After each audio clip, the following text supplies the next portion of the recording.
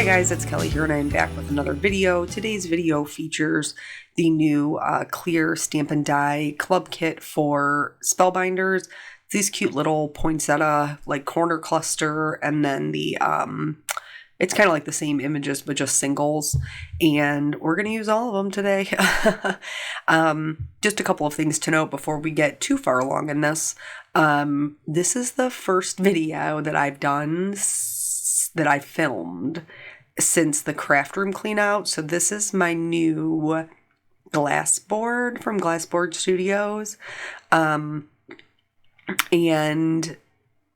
I don't think it's the glass board, but I do want to address this video is much darker than my normal videos. And I think it is because some settings got bumped on my camera, because obviously we had to move everything when we were cleaning out the craft room, and I didn't double check it, and I should have, but I didn't. So I'm just letting you know. I was able to lighten it up a little bit, though it makes it look a little, I don't know, off to me.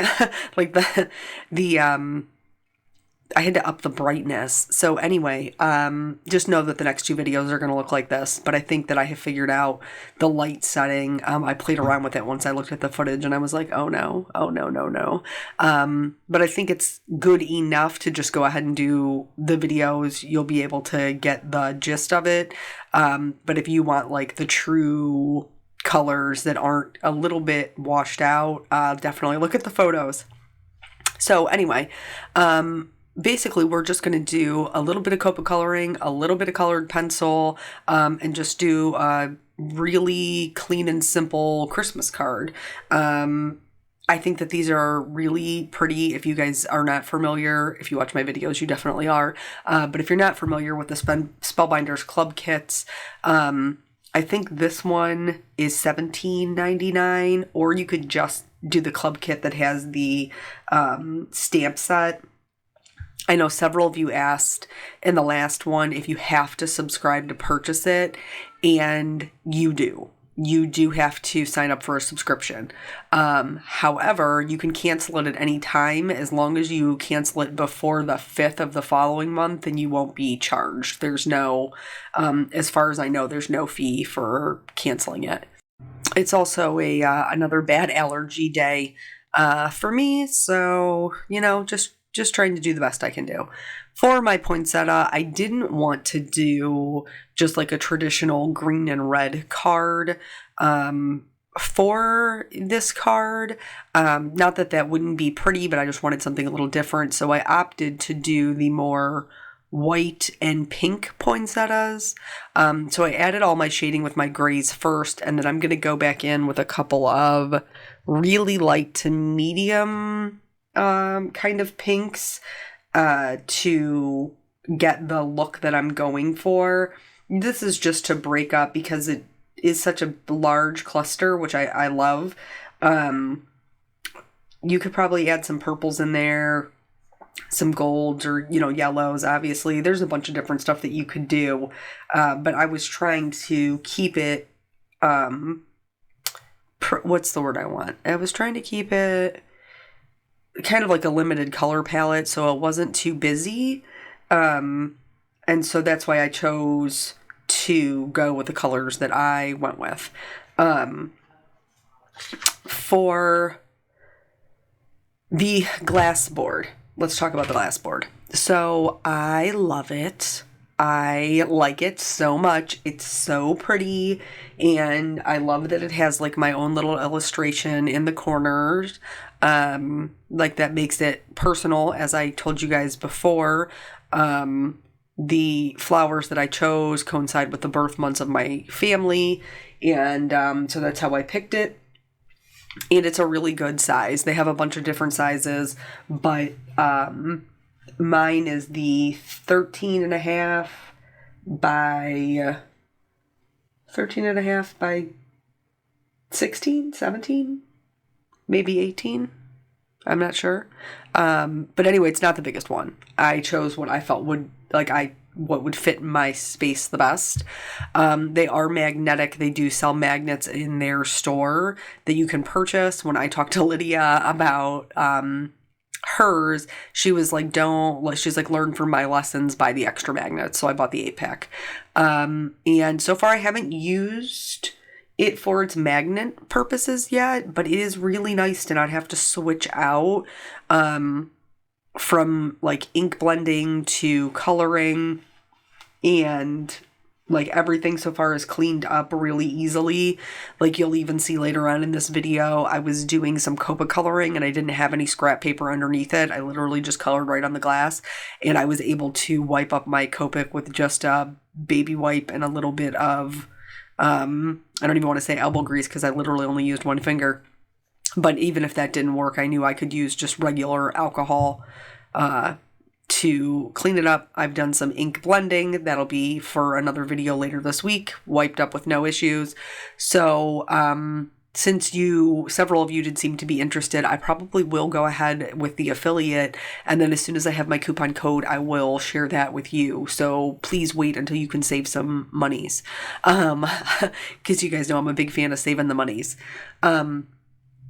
So the Craftroom redo was quite the undertaking, and I apologize if I repeat myself from any thing from the prior video, since that one was so short. It was just like little tidbits.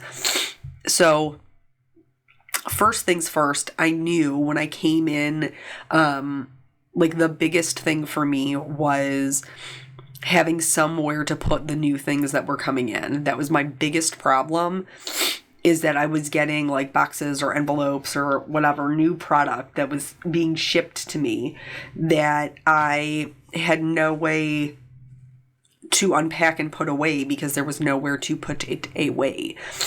So that was the first thing that was a problem for me. The second thing that was a problem for me was having enough storage. I have a couple of different storage, like things to store things, but they just weren't being utilized really well. So my desk is in the shape of an L. And for those of you who have asked, eventually, yes, I will do a video showing you my craft room. So my desk is in the shape of an L, and on one end on the floor I have like 6 shelves of paper, and that I typically do my photography on top of those. On the other side of my desk I have the Alex drawers from IKEA, and I believe they have 2 different styles of those. One of those is a tall, thinner one, and one is a shorter, wider. I have the shorter, wider one, and it has 6 drawers in it. I then have another larger dresser. It looks like almost like a bedroom dresser, that sits on the opposite wall behind me. And then the hutch that we redid, it was like the top of a china cabinet that we redid like a year and a half ago, is above that, and that's all just open shelving. And then I have a bookshelf. That's what I had to work with. And so stamps are very heavy, as you guys know, especially if you have quite a few of them. And I have some that are from like Waffle Flower, and they do the magnets on the back of their dies, which is wonderful, but also very heavy. So I was very nervous about putting that on the hutch that hangs on the wall because it's already very heavy in and of itself. So my stamps were on my bookshelf, but I was out of room, y'all. And so we knew, I had asked my husband if he could build me some shelves. And so my game plan was to take the doors off of my closet and then put as many shelves as I could fit in there. Obviously leaving, gaps for how tall the stamps were. And we did 4, and 4 fit.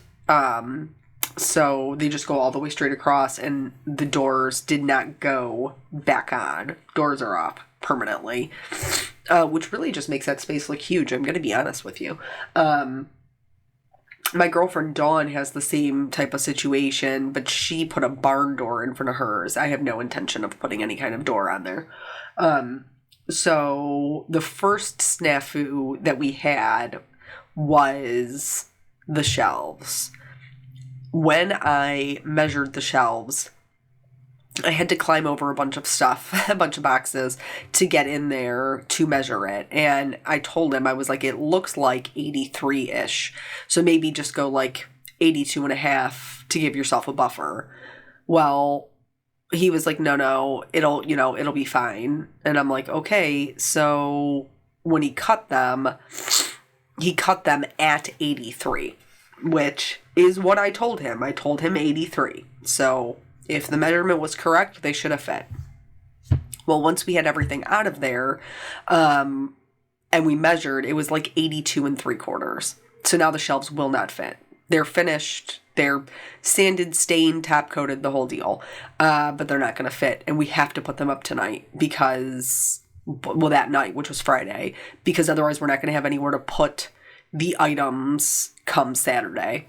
So what he ended up doing was he taped them, because he's brilliant, to make sure they didn't split, and then just set the table saw up and cut like a 1/2 inch off each side. Now, do I know that one side is unfinished? Yes. Can you see it at all? No. Not even kind of. Not even a little bit. Not even a smidge. So it's fine. So he did get those up for me. He got 3 of the 4 up Friday before Caitlin went to bed. And so we just waited. Back to the card. So here, I had picked this cardstock. I love teal for anything, really. And so I thought it would be a pretty Christmas card color that would match kind of the vibe for everything else. And what you just saw there was my hex chart, which was me trying to find a Copic marker that matched. Of course, this one matched pretty well on its own, which this is a BG49. Matched this teal cardstock pretty spot on. But if you have something that's like close enough, but isn't perfect, don't stress about it. Just see what colors you can mix to get the color that you're looking for. Like, I could have made this a little bit more gray by putting a gray over it, or a little bit more blue by putting a blue over it. Here's where I'm cleaning my little mat. There's nothing on this baby wipe, just a baby wipe. And I just rubbed it with one finger and it came up, no issues. So happy with it. So the next thing that we're going to do, these are all die cut out. The white border is filled in because y'all know how I feel about that.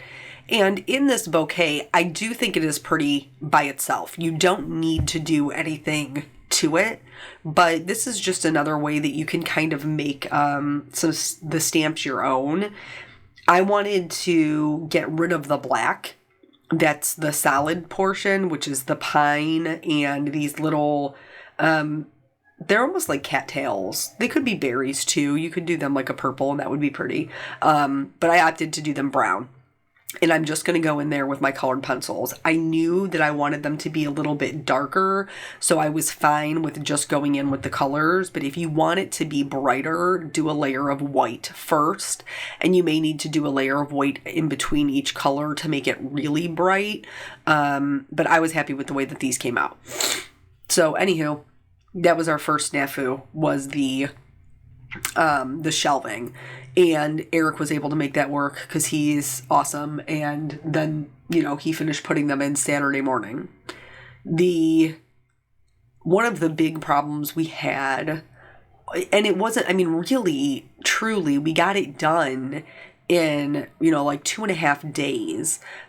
So not a whole lot of problems. It really went very smoothly. But the issue that we ran into was containers. I did not have enough containers for all of the sorting that I needed to do. I had a lot, but just not enough. And so what we ended up doing is halfway through Saturday, I think my sister just ran to the Dollar Tree and just kind of picked up some containers that she felt like would work, because she was the main driving organizer behind all of this. Very grateful for her. And the rest of us were all just kind of day laborers, as she kind of just told us what we needed to do. So then Sunday morning, I went and got more containers, very specific ones that she told me to get, but all from the Dollar Tree. So, I can't really complain about that. They're pretty sturdy plastic. I did order some. I have 2 white, basket. They're plastic, but they're like the basket weave containers that I got from Joann Fabrics, and I before kept my Distress ink and my Distress Oxide in them. We came up with a different storage solution for those, and so right now those are being used for my nail polish because I have so much nail polish. And so I did order more of those off of Joann's, and actually they just arrived today, so that I can have all my storage be the same for my nail polish, which is now housed in the bottom of my bookshelf. Back to the card. So here, what you saw me do was put a little bit of Tembo Mono multi-glue on the back. This dries repositionable, and so that way I can set up my flowers the way that I want them to get the placement for my sentiment. I certainly could have stamped this and then cut it out. I believe, I don't think all of the sentiments have dies in this club kit, but I think a lot of them do, and I think the one that I used does. So I certainly could have done that, but I decided I was just going to stamp it on the card base and then just do some white heat embossing. So I just put those in place so that I could figure out where I was going to put my sentiment, and I left this part in specifically so you could see how indecisive I was. Everybody likes their sentiments different. I like mine tucked in. I like it to be a bit of a tighter design. I don't like when my sentiment's off floating kind of free on its own, but other people do. So you could do what I did, which is in the bottom, like tucked into the bottom corner piece. You could tuck it into the top corner piece, or you could do it in the center. You could even turn this horizontal and do it across the middle. I think that would complete the design really nicely.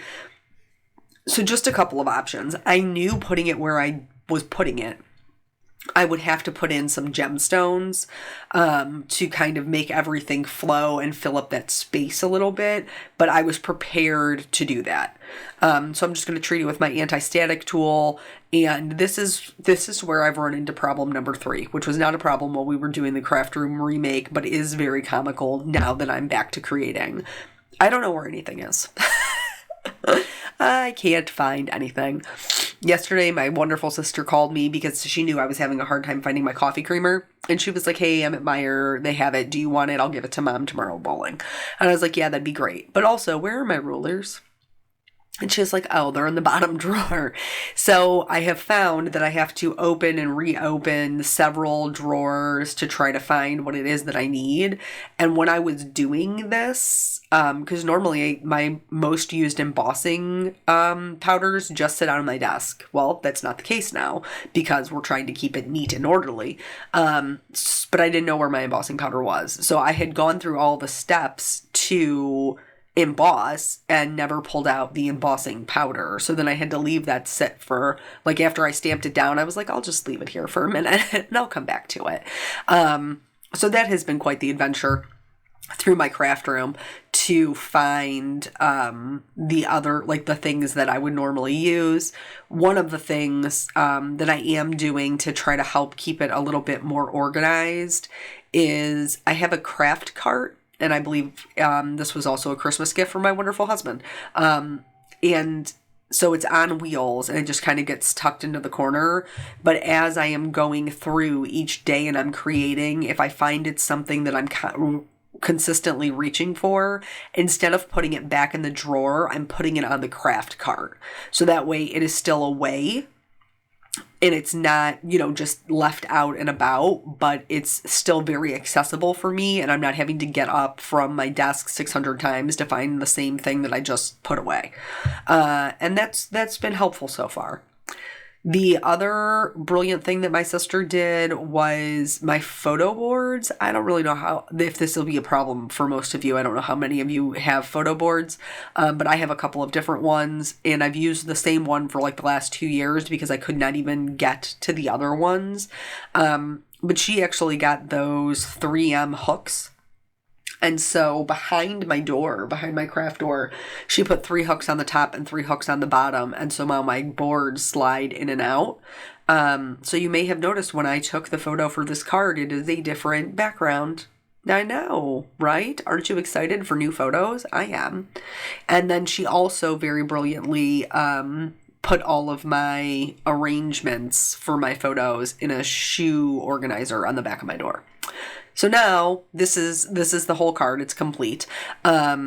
And I forgot, I thought I was filming the part where I put the gems on, but I didn't. These were aquamarine gems by Spellbinders. And then this is the whole card. Very clean and simple, but really is totally kind of my vibe. You guys will have to let me know what you think. I appreciate you stopping by, and I will catch you on the next video. Bye.